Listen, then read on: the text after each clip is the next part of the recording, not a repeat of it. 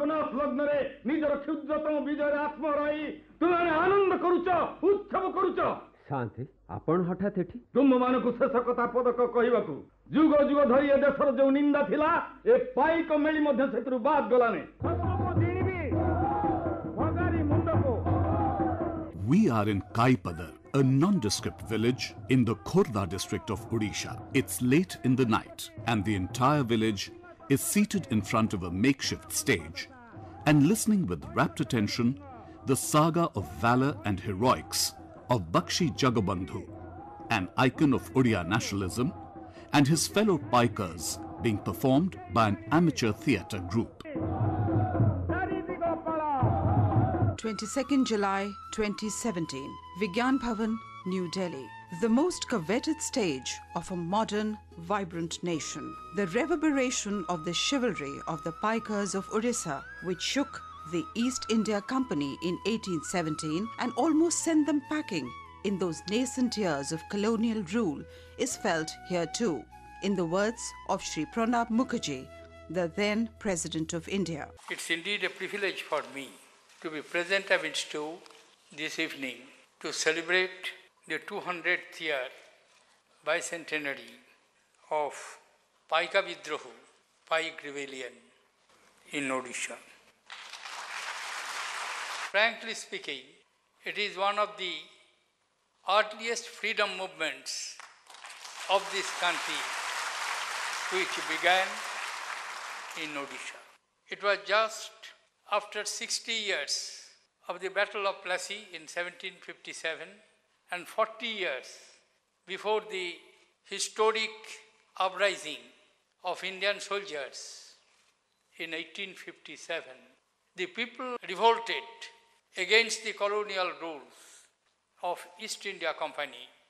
There were series of rebellions led by different rulers at different point of times, being supported by the common people of Odisha, and finally when it got its organized manifestation in large part of countries which historians, not the British historians, but the contemporary modern historians, which they described as the first war of independence.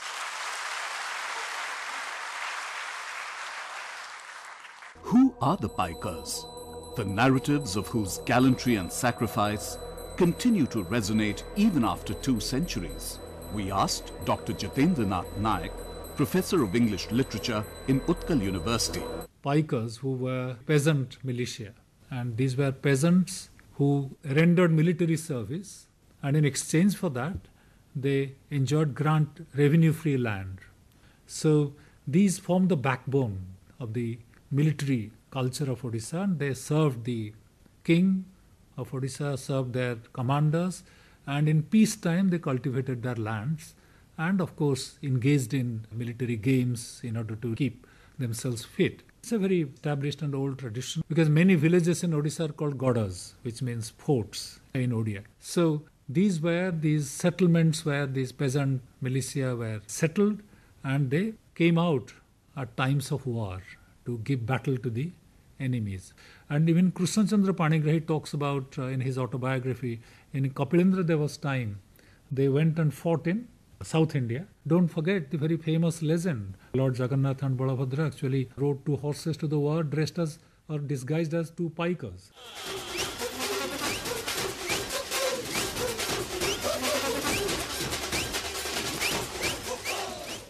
Odisha, from the dawn of recorded history, has been a land of chivalry and valor. People here have always stood up to the marauding invaders to protect their pride and independence from the days of the Great Kalinga War. The story of the resistance movement by the Paikas against the British needs to be viewed in this backdrop.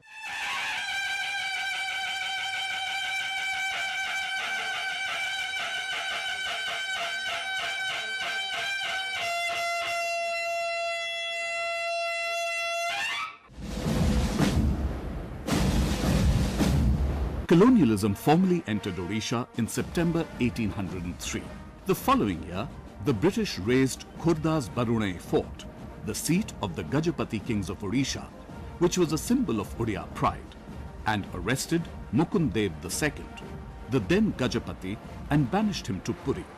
Lying between the Madras and Bengal presidencies, Khordha was proving to be a clog for further expansion plan of the East India Company.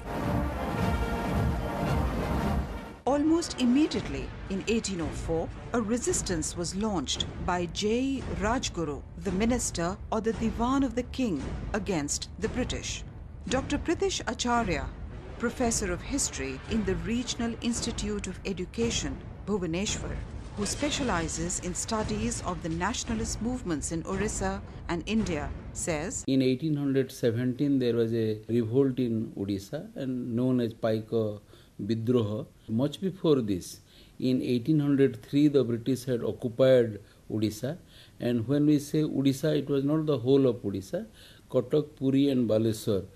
And soon after that, in 1804, Jai Rajguru from Khordha itself, and Rajguru means the counselor to the Raja. Raja was, the prince was Mukunda Deva II, and this man was the main mover of that revolt, and he had revolted along with the Paikas in 1804, and that too early part of 1800. Paikas means Padatikas, and from Padatika it has been Paika, and they were in large numbers. And because this is a very centrally located and strategically located place, this Khordha, so their Paikas had been there in other places also.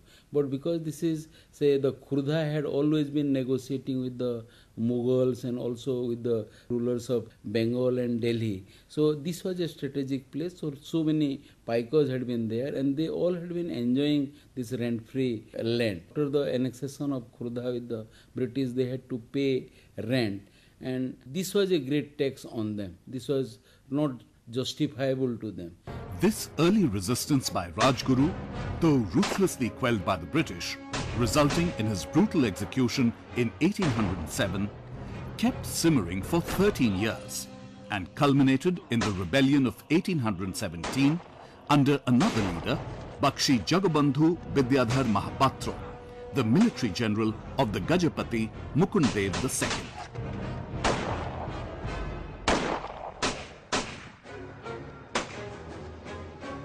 Dr. Chandi Prasad Nanda, who is a professor of history in the Ravenshaw University and has extensively written on the subject, says, the entry of colonial order, the entry of British colonialism and its attendant land revenue policy, in fact, led to loss of Jagirs by the Paikas.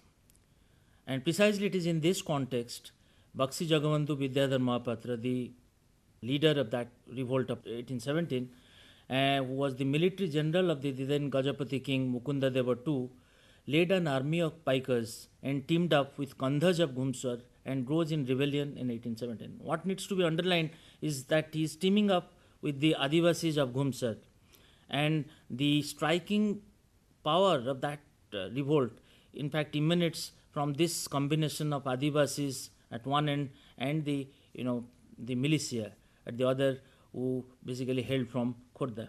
One has to bring in history of colonialism for Orissa in 19th century, history of peasant insurgency in 19th century Orissa.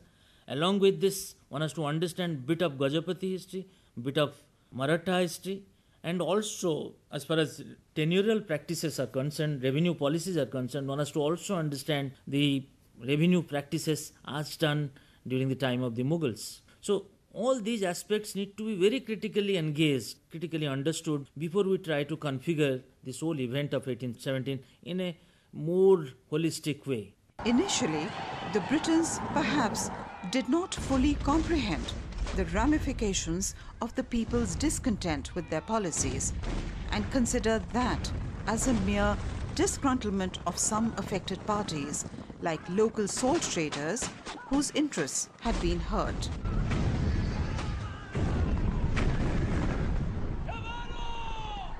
A report by W. Trevor, the then British collector of Cuttack, sent on the 23rd of May 1817 to the Secretary Board of Revenue, stated, It affords me much satisfaction to assure the Board, backed by official documents demonstration, that the sales of government salt have been sufficiently extensive to afford ample provision for the inhabitants of Cuttack and the neighbouring states, and that they have gradually increased annually. Thus it must appear very improbable that a whole country should assemble arms against the state, or that the present insurrection should be attributed to the price of salt or the difficulty of obtaining it. The real grievances existing in Cuttack with respect to the salt and the cause of it becoming an object of complaint is that previous to the extension of the monopoly, all the headmen of villages, mukaddams, which are productive of salt, enjoyed an enormous profit upon the manufacture. The speed and the spread of the rebellion shook the foundation of the company's rule in Odisha, which was still very nascent, and made the Englishmen unsure about their continuance in Odisha. Sri Bishwabhushan Harichandan, a former cabinet minister, a member of the National Commemoration Committee for the bicentenary of the Paika rebellion, and a scholar, told us, first of all, it started from Banpur in the district of Khordha under the leadership of Dinabandhu Samudraya Mahapatra. About 400 Adivasis who revolted in Gumusar, they entered into Banpur. At Banpur, they are all organized on the rebellions. They fought with the Britishers. They had been defeated. The soldiers' camp has been ransacked and burnt into ashes. Thereafter, the treasury was looted and 15,000 rupees has been taken away. And thereafter, Bakshi proceeded to Khordha. And when he reached Khordha through Bolgad, and when he reached Bolgad, the Paika leaders of Bolgad like Kada Mangaraj and Sachidananda Patnaik, Damu Subudhi and other Paikas, they joined. Rani Muktadi, Queen of Sambalpur, who was in charge of Bolgad, she fled to Cuttack and her Devan has been killed. And when Bakshi reached Khordha, he had 5,000 armed Paikas with him. And General Lieutenant Pride was terrified because he had waited for Lieutenant Paris, who would join him with his soldiers. When he could not reach, he was not confident, he lost his confidence and left Khordha with the soldiers. Therefore, without any bloodshed, Khordha was conquered. The third fight was at Gangpada, and the joint army of Lieutenant Paris and Lieutenant Pride had fought with the Paikas, and Paris was killed in the warfield, and several British soldiers had been killed and they had been defeated. And thereafter, Bakshi proceeded to Puri. When he reached Puri, the number was more than 10,000. 1817 was popular upsurge in resistance, primarily provoked by the exploitative economic policies of the British, heat of which was felt by all sections of the society, irrespective of their caste and religion, all of whom took to arms against the English. Professor Acharya analyzes. It's a control over Puri temple. That was very crucial. And the Marathas had full control, and this was something which was, say, threatening the ruler of Khordha. And he was expecting that after the going of the Marathas, then the control would come to his hand automatically. That did not come. Because Puri, besides being a, say, pilgrim center and, say, the place of Lord Jagannath and temple, then this was a source of income. British were very much aware about it, and then British did not want to, say, give it to the Khordha after they conquered Odisha. That the local salt trade. This salt trade declined because of the coming of the salt from outside and Britain, and secondly the tax on salt also made it say impossible to carry, and the people involved in the local salt trade, Odisha with long coastline had many people engaged in salt trade. For example, the Molangis, who were the actual makers of salt, then the carters who were carrying the salt to the town, and then the sahukaros who were investing money, so many people. Then there was this demonetization. What was demonetization? The British declared that in place of kauri, that this silver rupee will be in use. That will be used in the market. And the people who had kauri, now they had to sell it in the official treasury or they had to give to the government. But there was a crisis that the people with kauris had to give more kauris per rupee. And they were say in great tension, and then the local traders, local these sahukars who had to deposit their tax using kauri, now they were finding it difficult because of the non-availability of the sika, that silver rupee. So then there were the Kandhas, who were the main movers of this revolt. That Kandhas from Gumusar is the neighboring state, were also say badly affected, and then say looking for an opportunity to fight against the British. Their anger against the British was because of all these economic connotations. During our research and interactions, we found that though the event occurred only 200 years ago, many legends, fables and anecdotes surround the event. So we asked Professor Jatindra Naik how difficult it is to reconstruct an authentic history of the event. As we know, the victors always write, but the vanquished have their own way of recounting, preserving the memory of an event. And this happens through anecdotes, it happens through literature, it happens through songs, happens through preserved through proverbs. So we have a long tradition of memorializing or expressing our perceptions of the Paika rebellion through literature. So our children, we grew up reading many of these stories written by Godavaris Mahapatra about the Paika rebellion, other writers, and I can think of two very famous literary works which have given another perspective on the Paika rebellion, which is not entirely based on or which actually do not repeat or recreate the version of the British. So I can think of, say, Godavaris Misra's famous novel 1817. You can see that this title of this novel is 1817. It's actually an adaptation of Dickens's Tale of Two Cities. And in Dickens, it's an anti-feudal French Revolution. And 1817 completely adapts Dickens's Tale of Two Cities and makes it pro-feudal and anti-colonial. So I think in literature, the memories are very different. They deviate from the official records left by the British. At the end of the novel, Boxy Jagabandhu is actually made to utter a prophecy.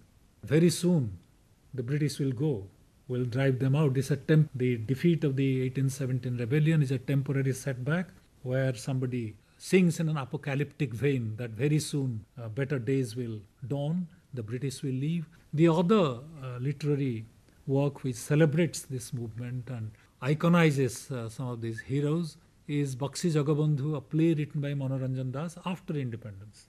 It's a pity that no great project had been undertaken to collect and retrieve the oral narratives.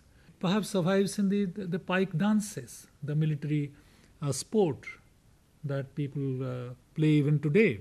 So perhaps in the 200th year of this great rebellion, time has come when we should also collect and retrieve these oral narratives, and all this could be documented. We also asked Professor Nanda about this. As we go on with our research, how does one locate this historiography of 1817? In fact, this presents a very fascinating trajectory to particularly critical students of history.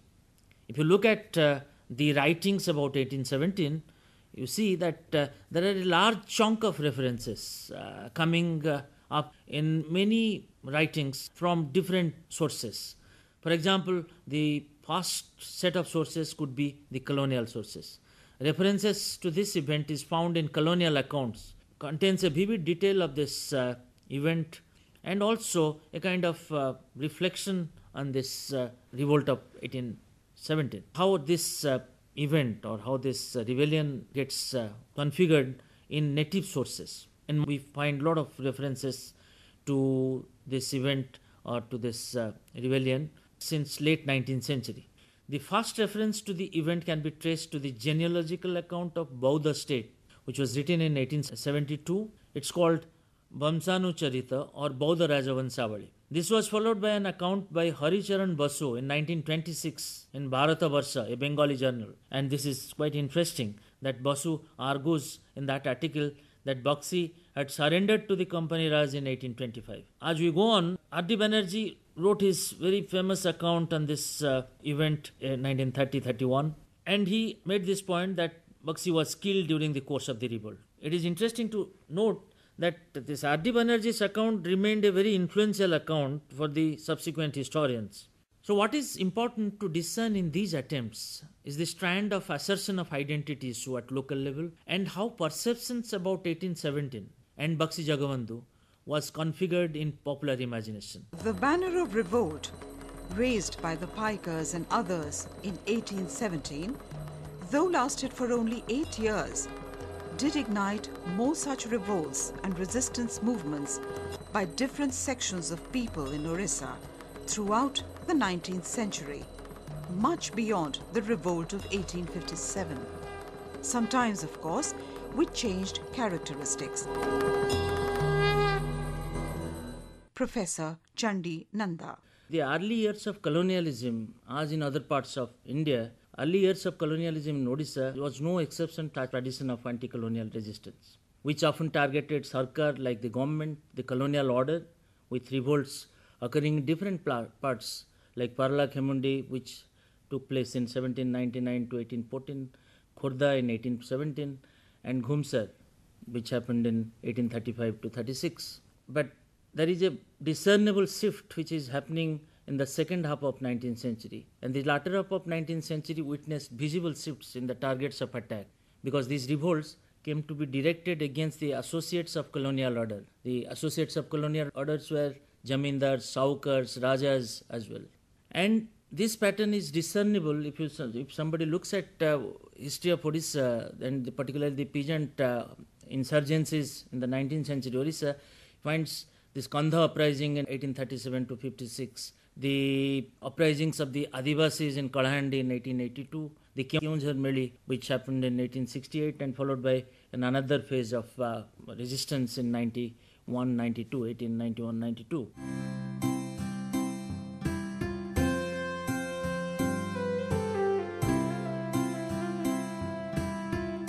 One of the most absorbing debates about the 1817 Paika rebellion, which is engaging the social and public space, media and academicians alike, is whether or not this can be considered as the first war of Indian independence, a recognition which currently is associated with the revolt of 1857, since the Paika rebellion predates it by 40 years. There are two diametrically opposite schools of thought.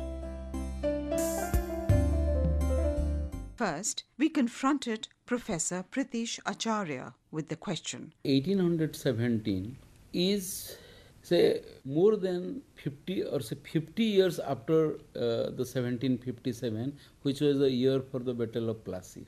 And after the Battle of Plassey, the British have, say, occupied parts of India, first Bengal, and wherever they have gone, wherever they have tried to consolidate their position, revolts have occurred. Parla Khemundi, Narayan Dev had revolted. He was also put in jail.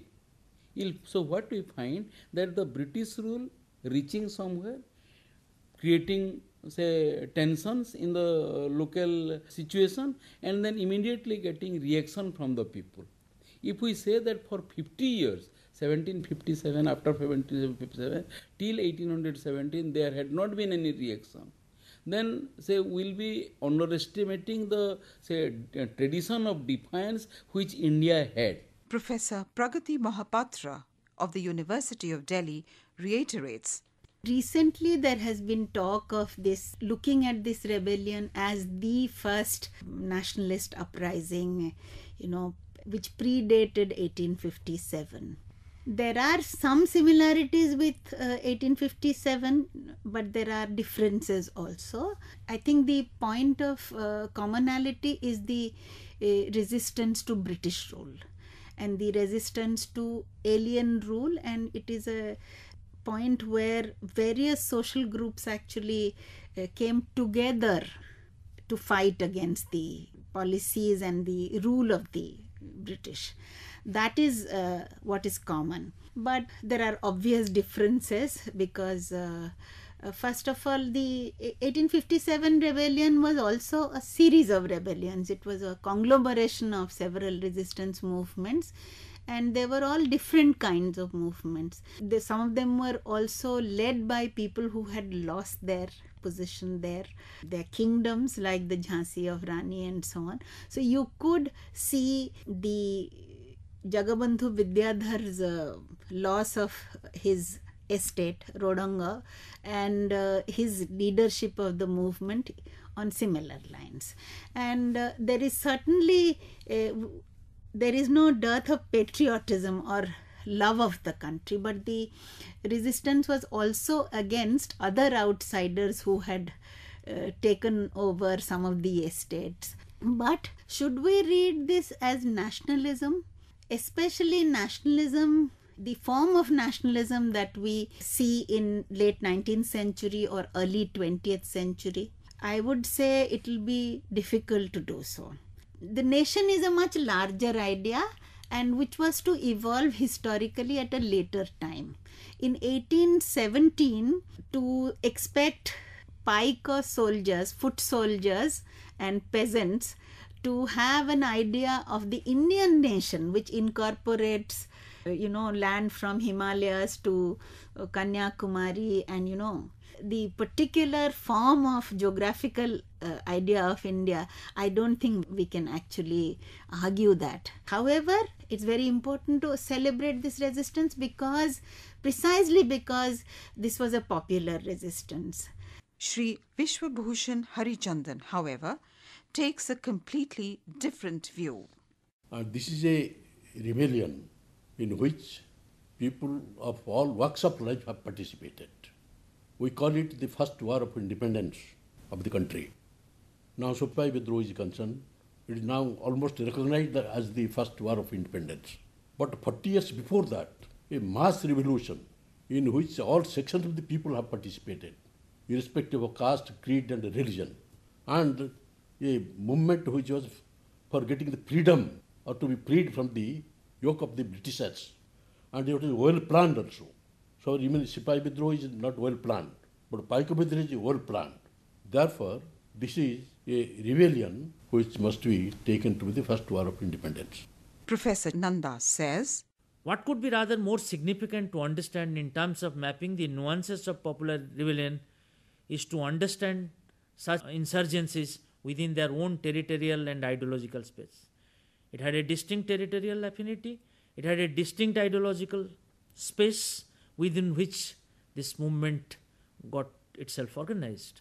So if you take this kind of perspectives into account, then much of the controversy surrounding this debate, whether 1817 or 1857, can be resolved and can be, at least meaningfully addressed, because it diverts our attention to engage with lot many questions at the same time, not only about 1817 alone, but how to understand social history of 19th century in a regional context like Orissa, how to understand the voices of the Adivasis, the peasants, the outcast, and how to understand the cultural and ideological space within which such movements took place. So what could be the ideal notion of a nation in 19th century? What could be the parameters within which social history of a country or in the context of South Asia can be better appreciated? I think these are some of the questions which we need to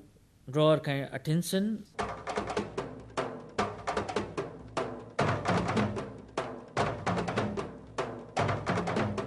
As we traversed through Khordha and Puri districts of Odisha during the production of this documentary, we found a large number of Paika akhadas, which would roughly translate as gymnasiums, dotting almost every village where on a daily basis youths practice martial art. We spoke to one such, Guru Dinabandhu Bishwal of Ma Amlai Paika Akhada in Wilkishan Nagar. Paika Akhada house again martial art. English manko soito ସେତେବେଳେ ଆମର ପୂର୍ବପୁରୁଷ ଯେଉଁମାନେ ଥିଲେ ସେମାନେ British ସମୟରେ ଯୁଦ୍ଧ କରିଥିଲେ ଏବଂ ଇଂରେଜମାନଙ୍କୁ ମଧ୍ୟ ଏହି ଯୋଦ୍ଧା ବଳରେ ଏହି ଯୁଦ୍ଧର କୌଶଳରେ ସେମାନଙ୍କୁ ମଧ୍ୟ ପରାସ୍ତ କରିଥିଲେ।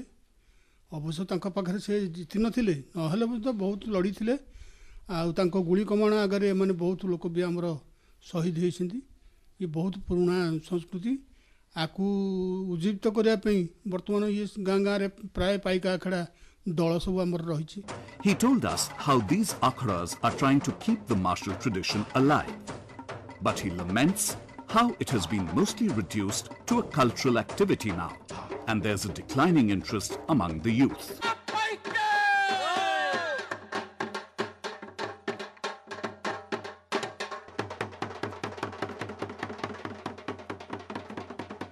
The Prime Minister had recently honoured the descendants of the Paika rebellion.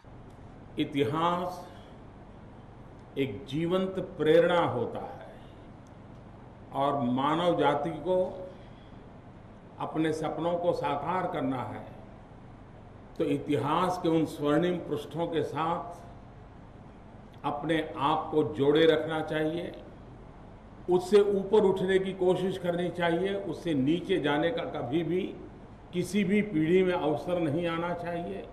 Bharat की आज़ादी का आंदोलन जन जन का आंदोलन था, त्याग और बलिदान की घटनाओं से भरा हुआ आंदोलन था. भारत जैसे स्वाभिमानी देश के लिए आवश्यक है कि हम उन सारी घटनाओं का स्मरण करें. आने वाली पीढ़ी को पता चले कि आज भी जंगलों में जिंदगी गुजारने वाले, अभाव की जिंदगी जीने वाले जनजातीय हमारे पूर्वजों ने हम लोगों के लिए कितने बड़ी बलिदान दिए थे. समाज के उपेक्षित इन वर्गों के सामर्थ्य को, शौर्य को, समर्पण को, त्याग को, तपस्या को आने वाली पीढ़ी जाने, समझे, सीखे, जिए. उड़ीसा इस पूरी संघर्ष यात्रा में शिरमौर रहा है. आपके पूर्वजों के त्याग और तपस्या के अनुकूल 2022 में जब आजादी के 75 साल मनाएंगे, देश को उस दिशा में उनके सपनों वाला देश बनाने के लिए हम भरपूर प्रयास करें. Descendants of the Paika warriors still feel proud of their exalted ancestry. In our next stopover at Tapanga, which is one of the major centers of the rebellion, we caught up with some descendants of Tapanga Dal Behra, Madhav Chandra Rautre, another legendary hero of the Paika rebellion, who was known for his valor as well as proverbial benevolence. We are always proudful and prepare for future. Any moment we can for motherland. Any situation we can solve. We are proud for Madhav Rautre. That was Sangram Kesri Jagdev, who was the 5th generation descendant of Tapang Dal Behra.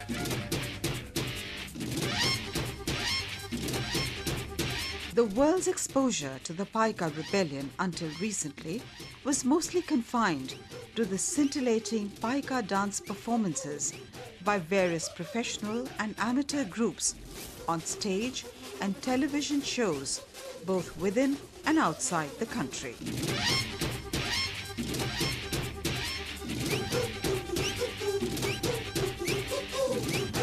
The pride for the land and the Paikas is not limited only among the direct descendants.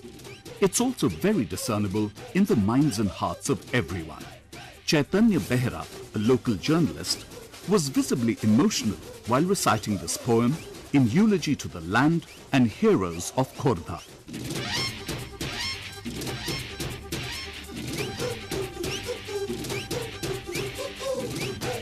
Khordha Khordha Khordha सबुथिरे तार सरधा तार खंडारे सरधा संगीते सरधा साहित्य रे जिए सारदा सेई माटी मोर खोरधा सेई माटी मोर खोरधा एई माटीर पाइक पुओ छुटाई थिले रकत सुओ मरिबा आउ मारिबा एका सेथि पई ता नथिला दका लक्ष्य राजार मौड़ मणि जार साजी थिले पुरोधा सेई माटी मोर खोरधा सबुथिरे तार सरधा एई माटी रे बक्सी दिने धरिला असी टणे एई माटी रे बक्सी दिने धरिला असी टणे देखाई देला ओडिया पुओ मारी गरीब रणे ए कथा केबा न जाने खोरधार वीर पुओ रकत देला जननी पई ढाळिनी दिने लुह लक्ष्य रहिला अधा सेई माटी मोर खोरधा सबुथिरे तार Sharda.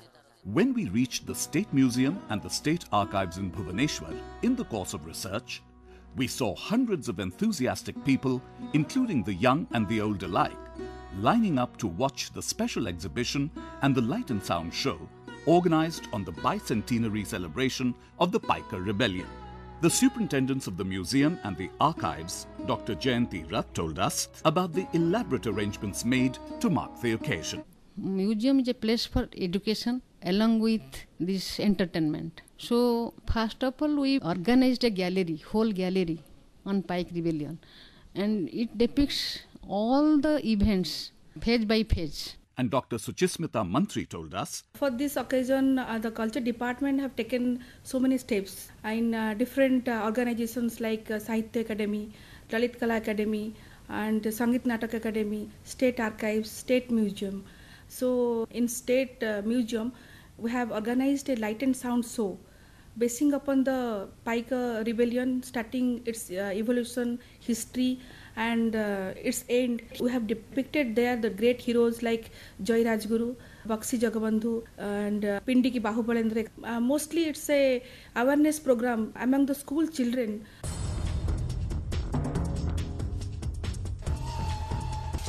As we toured around and saw the emotional connect, nostalgia and reverence about the Paikas, their valor and sacrifice among every section of the people, one question kept baffling us.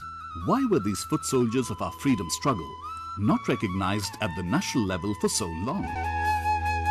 After crisscrossing for 3 days Khurda and the nearby areas, which had once turned red with the blood of hundreds of known and unknown martyrs, before we settled down to watch the performance of the amateur theatre group, we asked Rudhananda Champati Rai, the director of the play, how inspired they feel.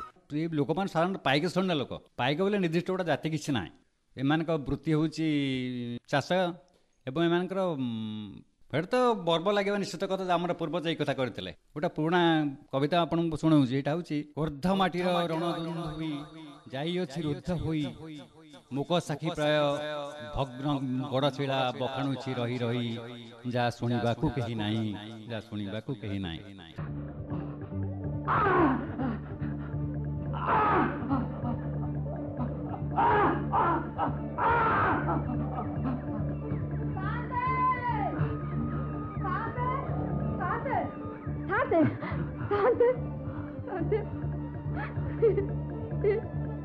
ये कौन है लकांते ये कौन है ना माने मते खंड खंड करी काटी बाघ डरे पड़े जाइछंती साथे हां दुर्भाग्यरो एमिति मीमांसा हेगला कस्तूरी. There are myriad issues, myriad stories, and myriad opinions about one of the most romantic and absorbing events of our freedom struggle. Due to the limitation of time, we could not include all of these in the framework of this documentary. But we hope this would continue to engage the national psyche and be an inspiration for all of us.